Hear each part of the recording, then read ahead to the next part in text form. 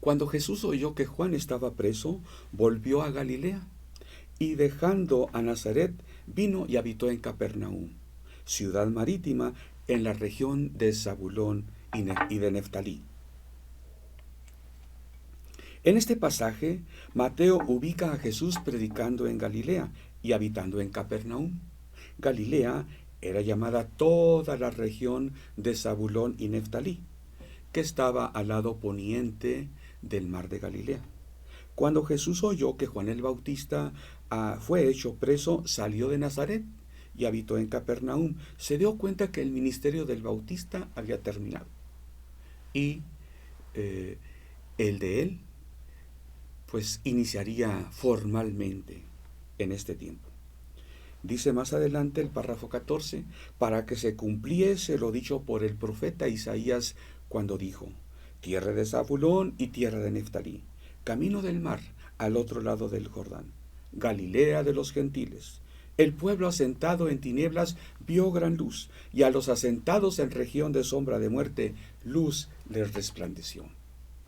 Si bien Jesús predicó en todo el territorio de Israel y en la gran comisión envió a sus discípulos por todo el mundo a predicar el Evangelio, Jesús desde el principio de su ministerio mostró el amor por la gente necesitada, la gente que estaba perdida. Jesús dijo que Él vino a rescatar y a salvar lo que se había perdido. Él comenzó su ministerio en las regiones de los gentiles. De hecho, al oriente del mar de Galilea, en tiempos de Jesús, estaban asentadas las 10 ciudades llamadas Decápolis.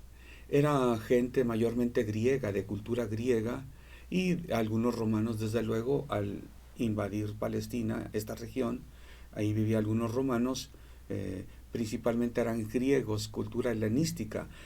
Los romanos querían que no habitaran tanto judíos ahí como antiguamente. Había no obstante algunos pocos judíos. Es por eso que Jesús se interesó en ellos también. Jesús había dicho en Mateo 11:37, no hay profeta sin honra, sino en su propia tierra y en su casa. Estas regiones de Zabulón y Neftalí, además de otras, se habían gentilizado mucho. Así como el reino de Judá fue llevado cautivo a Babilonia por su idolatría, el reino del sur de Judá también fue llevado, pero en este caso por los asirios. Y se desaparecieron como tribus llamadas así de esta manera, estas tribus del reino de Dios, del reino de Israel. En sus territorios habitaron pocos judíos y los asirios poblaron con gente extranjera, con asirios y otras gentes, toda esta región. Por eso se llaman luego las 10 tribus perdidas. Bueno, Jesús mandó a sus discípulos, Mateo 10:5 dice así, a estos 12 envió Jesús y les dio instrucciones diciendo, por camino de gentiles no vayáis, y en ciudad de samaritanos no entréis, sino id antes a las ovejas perdidas de la casa de Israel. Bueno, Jesús andando con sus discípulos predicó, dice, siguiendo con Mateo 4:23, y recorrió Jesús toda Galilea, enseñando en las sinagogas de ellos y predicando el evangelio del reino y sanando toda enfermedad y toda dolencia en el pueblo.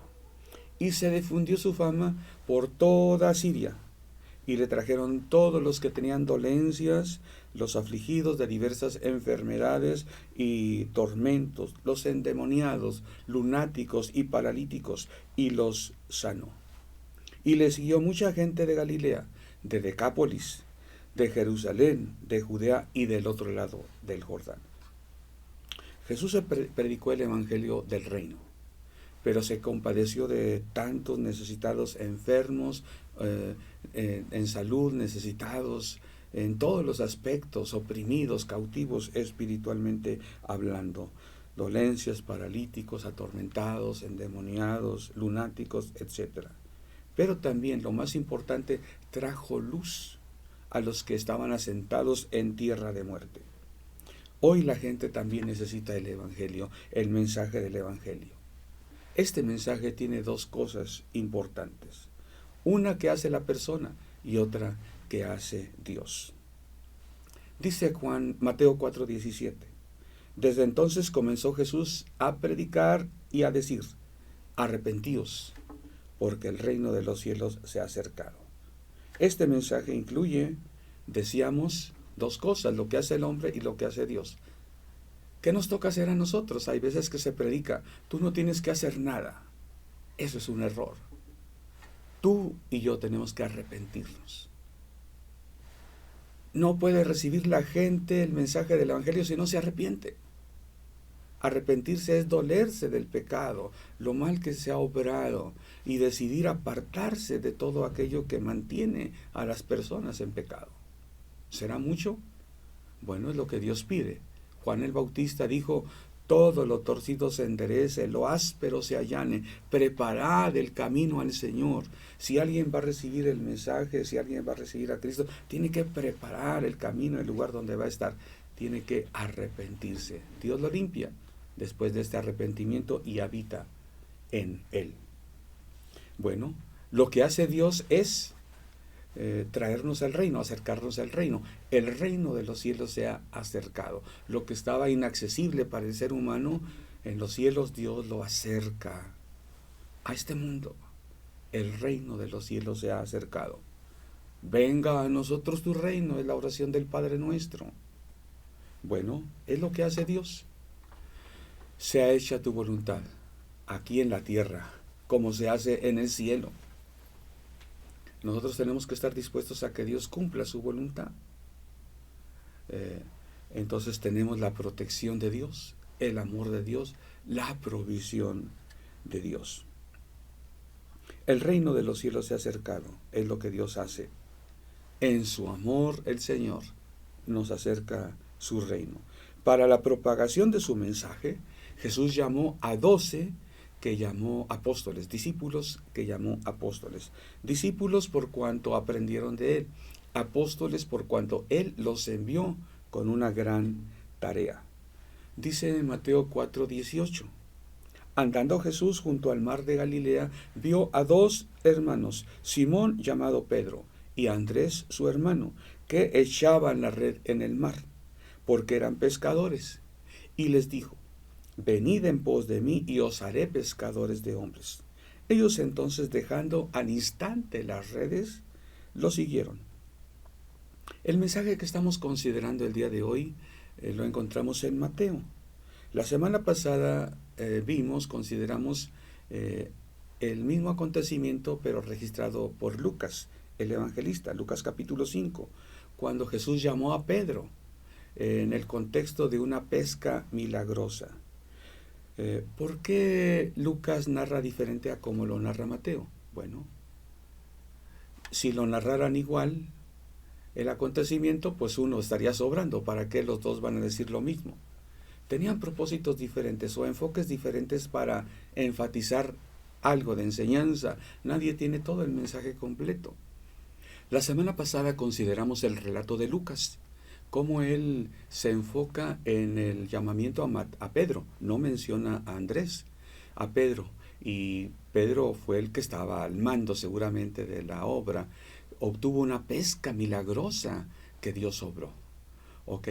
Es como si dijera Lucas: bueno, así como Pedro vio una pesca milagrosa, obtuvo muchos peces, así Pedro después obtendrá una pesca milagrosa. Más de 3,000 convertidos en la primera predicación.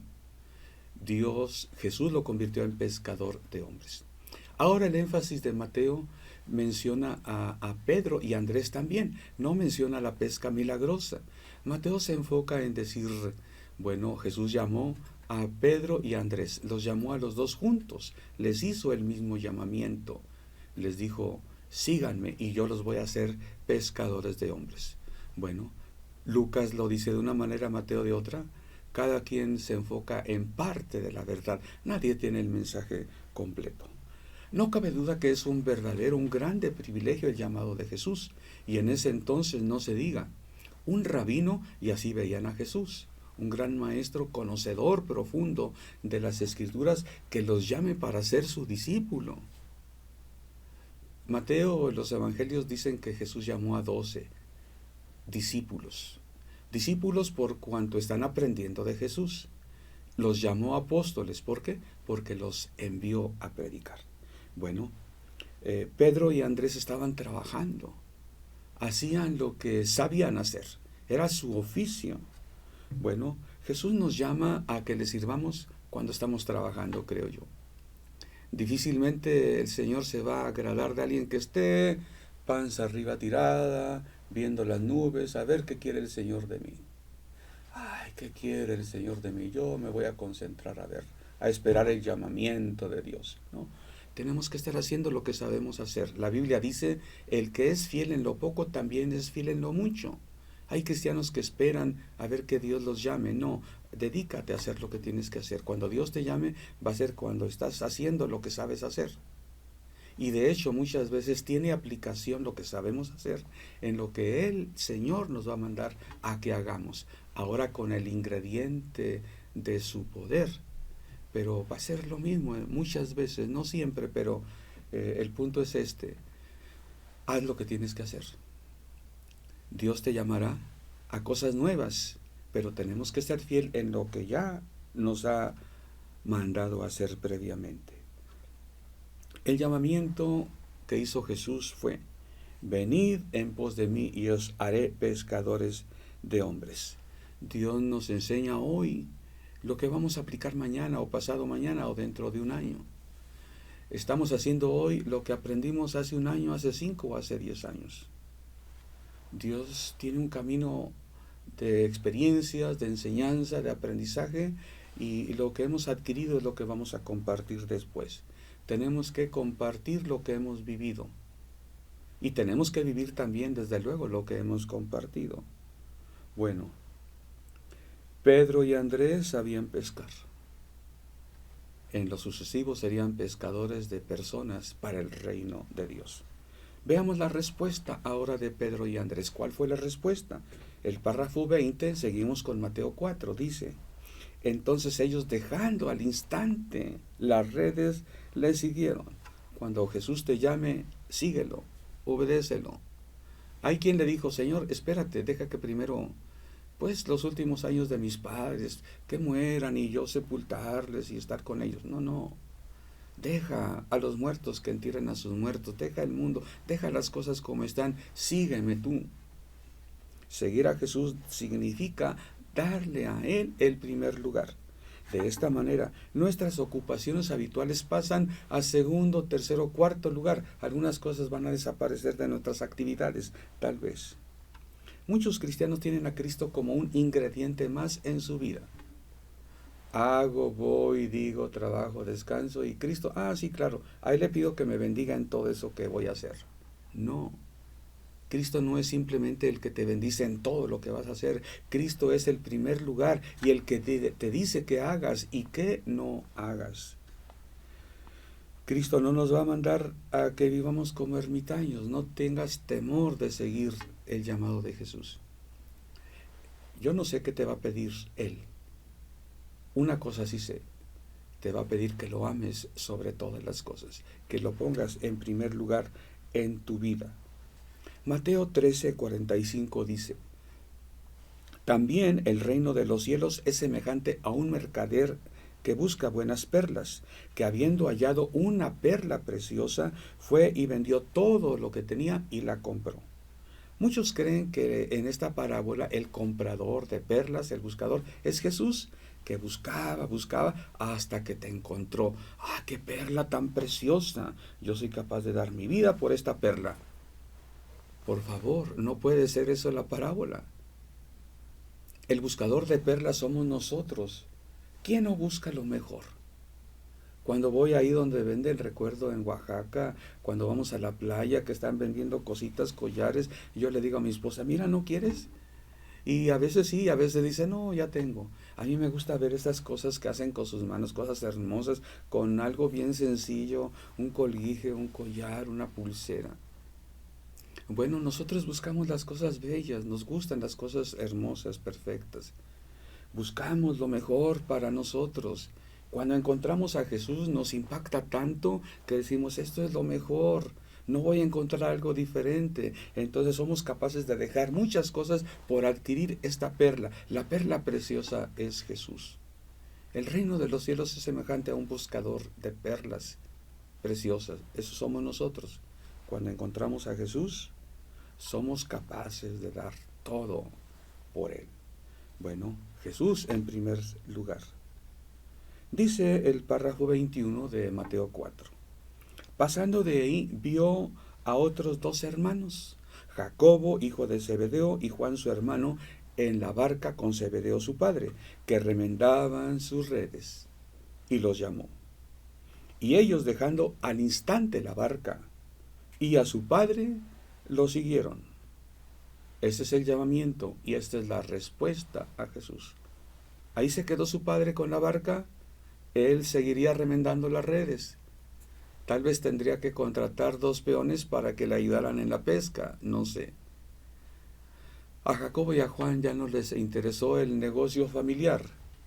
Había un negocio del Padre Celestial, otro negocio familiar, el reino de los cielos, al cual nos llama el Padre. ¡Qué privilegio! Bueno, tal vez tú has recibido el llamado de Dios a servirle, a compartir su palabra. Hazlo en la medida de tus posibilidades y capacidades. Tal vez falte mucho. Bueno, Dios hará lo que falte. Sé fiel en lo poco. Dios te pondrá en lo mucho. Te invitamos a que nos sigas viendo cada semana en Extensión Ministerios Filadelfia, llegando hasta donde Dios nos lleve. Dios te bendiga.